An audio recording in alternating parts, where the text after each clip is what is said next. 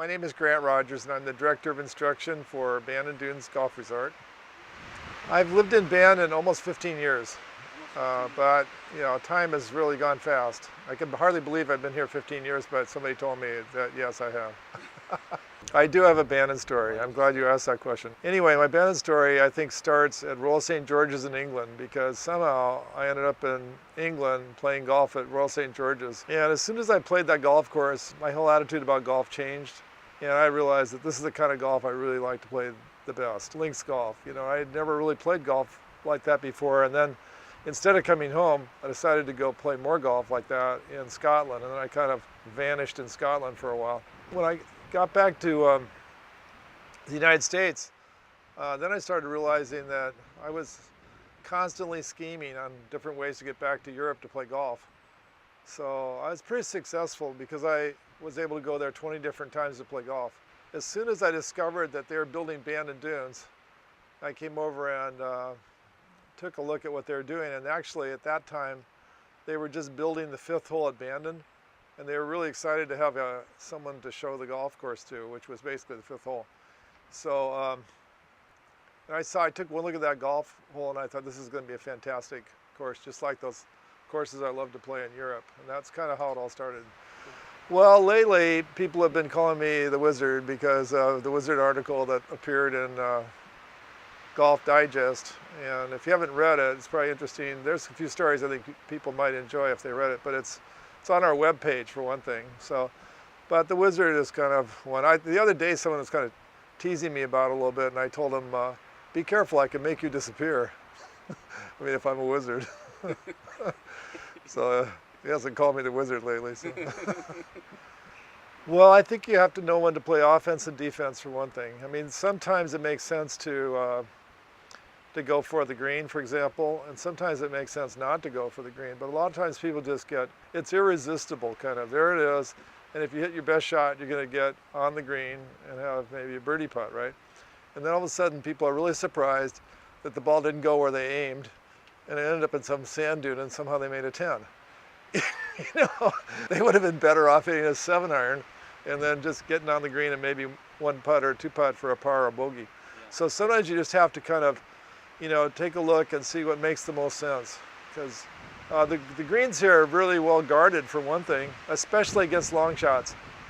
And I think that's what gets the more aggressive, low handicap player in trouble here, because they're a little too aggressive when they don't need to be. Well, you know what, our webpage is really a big help, because a lot of times they'll go to our website and they'll select golf, and then they could select instruction and find out about different things that we do offer. Basically, we can help people with anything related to their golf game. And our practice center is the best. So it's just unlimited in terms of what we could do to help people with golf shots or their golf game in general. And then of course we give playing lessons on the course, and those are really popular too. Because a lot of times people will tell me, okay, great, you've got me hitting the ball really well on the range, but I can never do this in the golf course. So then of course we suggest, well, why don't we go out there together, because sometimes they just need a guide, to be with out there and help them figure out when, a little bit more about strategy and maybe a little bit more about, how to putt well in the golf course. That makes a big difference, because it has a lot to do with scoring. Well, a lot of people here are really intrigued, and they want to know more about links golf and what's different about links golf, and how do you play your best golf here.